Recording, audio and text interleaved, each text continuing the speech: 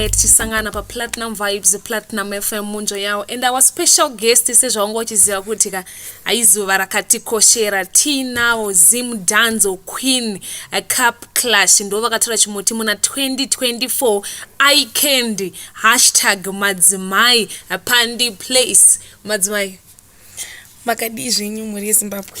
Aiwa, sinonzwa moyo wedu sitoa skandoma chani mukufila sei nekusvika kwamaita kuno ku Platinum FM ku Marsh West kuti musangana nevese vakakuvhoterai musi wa 31 August. Kubvira zuva tingangoti kubvira zuva randakangofonirwa nePlatinum ndakuri arina singarari ane chingoti ndauda kutosvikako.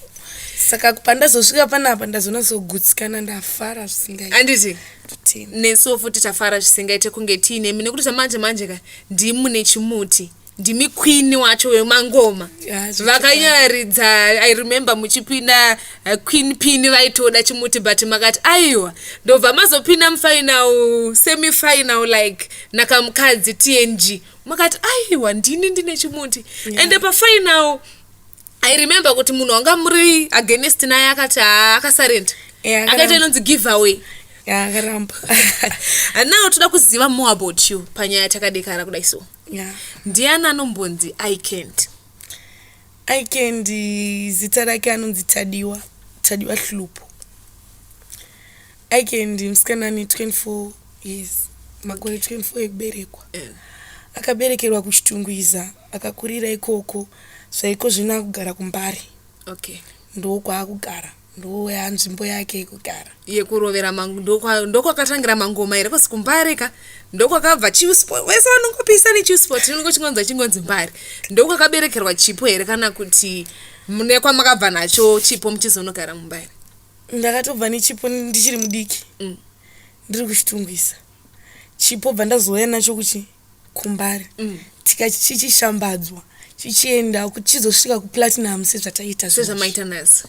Madzimai nyaya dzakanaka idzodzo. Nyaya yatoda kunyanyonzwisisa ndeyekuti being madzimai ipatani remangoma here because zviri rei kuti tinzwe kuti munhu wamadzimai kana kuti munhu wekumasowe ari kuZim Danzo ari kurova mangoma but I remember kuti mama makatorova dhugu renyu rewhite makarova dress renyu nebhutsu makanyatsotsiga ndova matora chimuti kuZim Danzo ikoko chinova chinhu chisinganyanyotarisirwa stereki. Ipatani remangoma here rebrand renyu kuti madzimai kana kutoti mutori madzimai wemashuwa.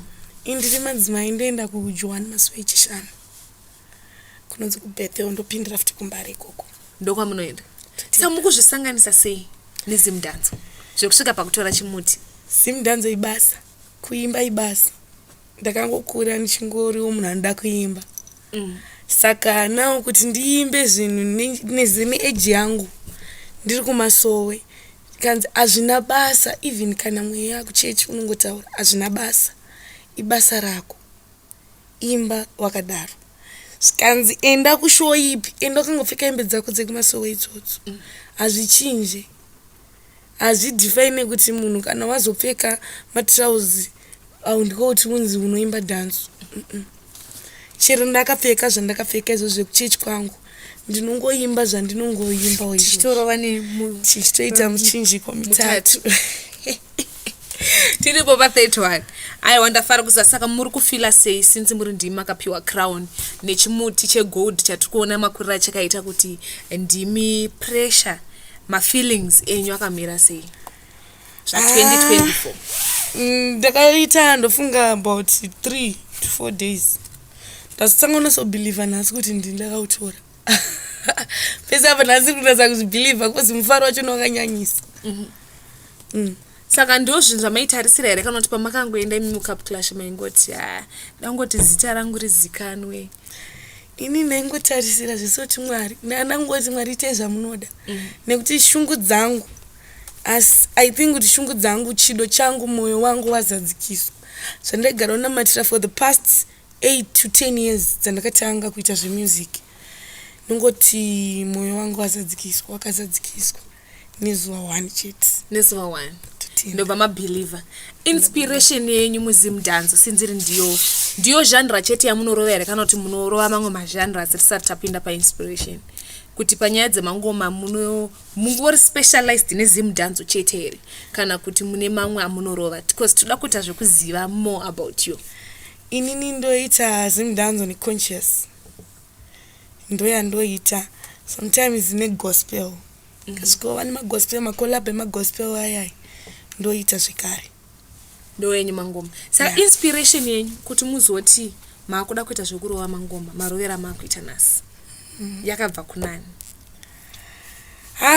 Ini ndingangoti kubvira ndiri mudiki ndakangokura ndichiti I wanna be an artist ndoita zvekuimba ndichitombozviti Beyonce kudhara ndiri mudiki saka nekufamba kwenguvawo ndichizoonawo vamwe mafemale artists munhu akanyanya kundiinspire kumafemale artists ndifungisai zvakava pano ndichimuonawo achiita zvaaita achiimbawo gospel yake iyoyo ndakazonyanya futi kunasonzwa moyo paakaimba naKiller T wakaimba naye dance like ndichanasoziva kuti ndiani moyo wenyu zvinoitika zvinhu izvi hongu asi ndanga ndagara ndichitori munhu wekuimba nakudhara iyoyo ndipapo ndanyapanzwanzwisisa machallenges amungati mimi madzimai muri kusangana nawo since vanhu tichiziva kuti takada kuverenga mazita evanhu vanopisa kuzimudhanzo tutaura naWing D, tutaura naKiller T, tutaura naSecolors, ana Bloti, vesava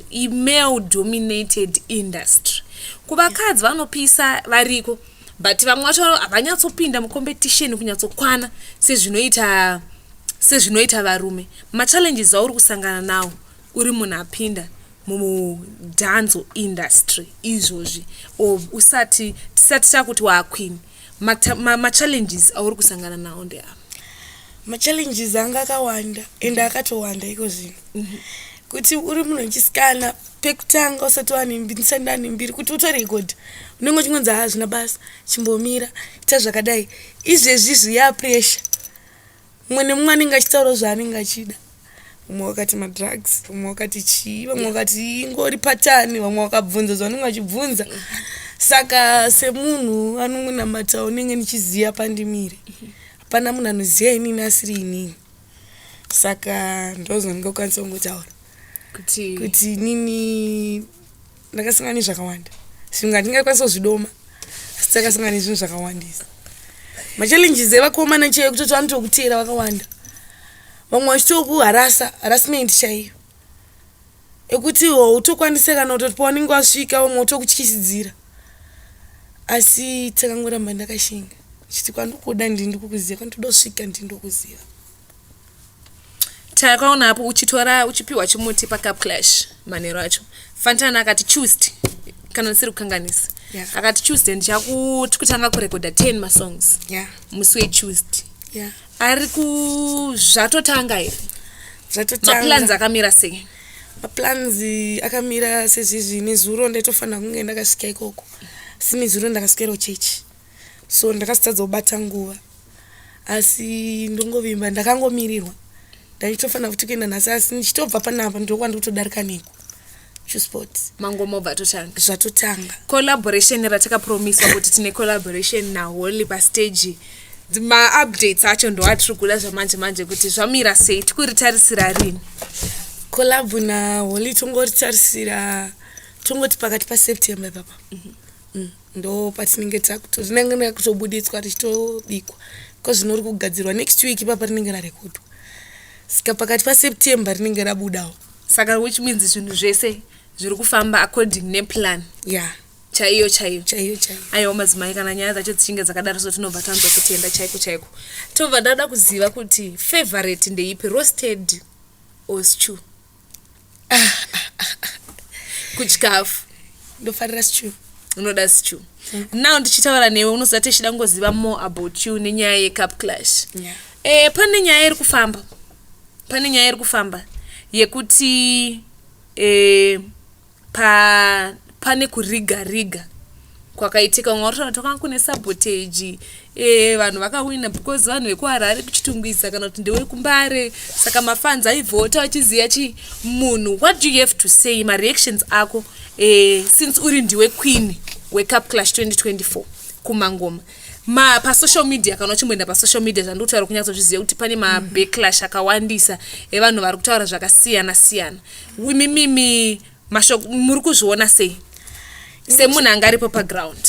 Inini chandingokwanisa kungotaura ndechekuti anotaurawo masabotage akataka sabotageo. Ininiwo semunhu wechiartist inini ndaingomirirawo nezvangu zvekuzo izvo zvanga zvazvemunhu zvekuti ndesabotagwa, but munhu inini chandobhiliva ndechekuti munhu kana uchigona une potential uchigona pamba sina sabotage nekuti inini nanga ndisingazikana ene nanga ndisingazikanwe kana ka1 amusingazikanwe ero madzimai nanga ndisingana madzimai makangoti muchingoenda pastage so makati toita izvi here ndakaona gomba rese richiuye kuzouka ndanga ndisingazikana ndakatoshamisikawo ndanga ndisingazikanwe handidi kunyepa apana kana one ngoma raisekileta mangoma angu haanga asingazikana nasina kana masongs angu airidzwa maredhiyo angangoriwo mashoma ma1 ekutanga kunhongo pandakazotangawo kuendawo tauda kutoendawo cup clash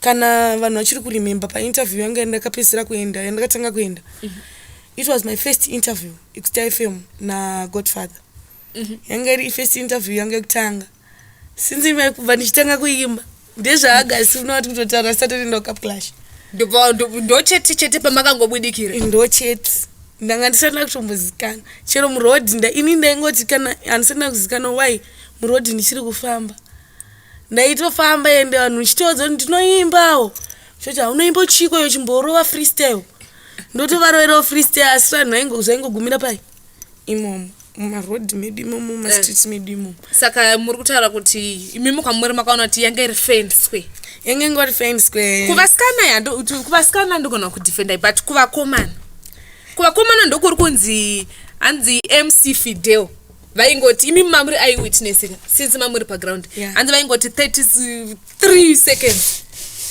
usikupula usikuita one drop usikudzogorodza nyaya inoitika ndeyekuti inini sekuona kwandaita nekunzo kwandaita chero MC vachitaura chero DJ Fantan vachitaura vaiti maadjudicators ndimi mafans so MC na DJ vaingotidzira zvaitaurwa nemafans mafans vakatoti bye and vaibva vangokuita seo vaibva vangokuti chienda hapana zvaikwanisa kuita nekuti mafans anenge asingaita sei vamwe vanenge vachichengetedza zvinhu zvavo kuti zvisazoita sei satemwa nekuti mafans haadi ukangomaaitira zvinhu zvaasingadi akutokanda mabhodhoro akutokanda zvaanokanda. So guys mangozvinzwira madzimai vataura kuti yanga iri fair and square. Kana iwo uruda kuti pane hori wakazoitika inyaya yekuti wangosina pattern chairo rakakwana munhu anga asina touch ndizvo kwamadzimai munhu anga asina touch chaiyo but otherwise cup clash iri kunzi yanga iri 100% correct pachena asi ipapo madzimai unoziya mu-comment section iwo nechitendero chako vanhu vakati madzimai anogona kunge akarova 30 days ari pamutsanyo ozongoya kucup clash akarova 30 days ari pamutsanyo kana kuti angabva nekukrawo aiwa zvinowanika inini Friday ndoenda kumasowe Thursday ndorora kumasowe zvingoro whether ndikuenda kucup clash whether ndikuenda studio whether ndikuenda kupi ingori obvious ngoti Thursday madzimai anorora kumasowe Friday anoswera kumasowe ndozva ndinokwanisa kungotaura kuti handina zvanga ndaita kana taitonziwo mazuva kumasowe ndaingoenda ndichinoswera nevamwe pamasowe nenhau yekuti ndo kuchechi kwedu ndo zvinenge chidiwo chechi. Wati Joanna ndizi? Joanna Masowe. Ndine song yangu yandofarira kaikoko. Pane kuti wosa inorowero kana kuti ndiye kumwe. Wosa ana wosa ana wosa ana osana ayoyo ndo yandoda manje yoyo ndonyatsonzwa kuti amadzimai ikakanogona kutotaka entrance kenyu pese pamema kumburwa intro memuchindishedza ndenge ndiri backing vocalist but on a serious note inonzi yo platinum vibes right on Platinum FM and our special guest iCandy #Madzimai 2024 Cup Clash Zim Danzo Queen and wo vakatora chimuti tiri pagomba pa City Sports Center iri witness yemusi wa 31 August yekuti mafanzo ese akanangara akatonzva moyo usitotosika ndomochani vakanzva kufairiwa vakanzva kunakiwa chero nesu takati aiwa iri raw talent. Now madzimai toda kuti mumbonipa top 5 yaunoti Njonda Kadzi iyi top 5 yemaartist angu emuno muZimbabwe andinonzwa kuti aya kai ndiwane chimuti top 5. Wekutanga ari pa number 1 hangu side kwangu. Yes. Ndikila T. Wechipiri ndi kana kuchero aise maartist ndizvo. SMs tikutaura emuno muZimbabwe. Wechipiri ndi Macheso. Wechitatu ndi Master H. Wechina ndoisa Freeman. Wechishanu ndoisa Wingy D. Kokuma baby. Kuma baby pekutanga ndinoisawo ndozviisa inini pekutanga icho.